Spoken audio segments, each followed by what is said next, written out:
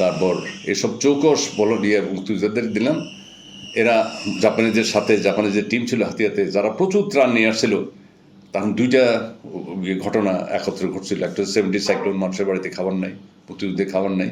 এই দুইটা টিম জাপানিজের সাথে কন্টিনিউয়াসলি একদম হাতিয়ার প্রতিটি আনাচে কানাচে মানুষের খুব প্রশংসা অর্জন করছে।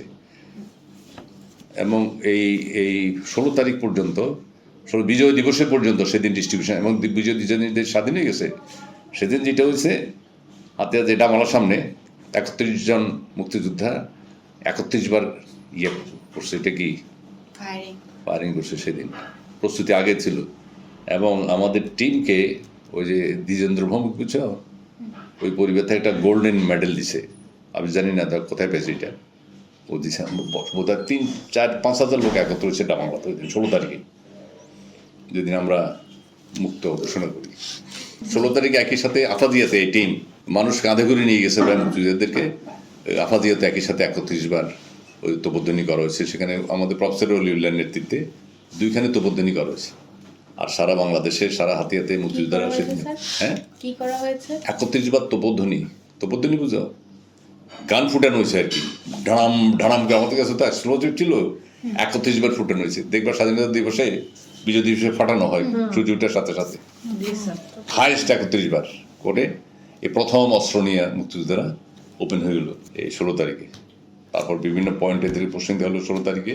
কিছু আফাজিয়া বাজার, কিছু তমরদি বাজার, কিছু ইয়াতে তারা বিভিন্ন ক্যাম্পে মানুষের পাহারা দেওয়া শুরু করলো বলে, এবং ডিক্লেয়ার দেওয়া হলো আজ থেকে দেশ স্বাধীন। যেহেতু আর গভর্নমেন্ট ফেল করছে, পাকিস্তান গভর্নমেন্ট নাই, চারিদিকে খবর আসছে যে রাজাকারদেরকে অপারেশন করা হচ্ছে। এবং মুক্তিযোদ্ধারা ওই 8 কি 9 তারিখে মুক্তিযোদ্ধারা ঘোষণা দিল যে এইবার থেকে কোনো রকম কোনো ঘাটের কোনো ট্যাক্স নেওয়া যাবে না, নদীর কোনো ট্যাক্স নেওয়া যাবে না, জলকাঠি নেওয়া যাবে না।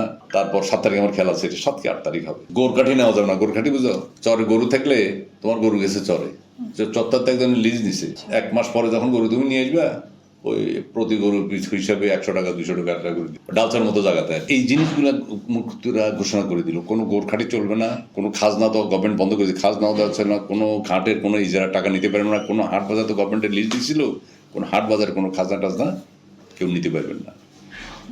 এবং বলে দিল 16 তারিখের পরে, একদিন স্কুল কলেজও বন্ধ ছিল, ধীরে ধীরে মুক্তিযোদ্ধা ঘোষণা করে দিল যে কাল থেকে শুধু দেশ স্বাধীনের স্কুল কলেজগুলো পর্যায়ক্রমে খুলবে।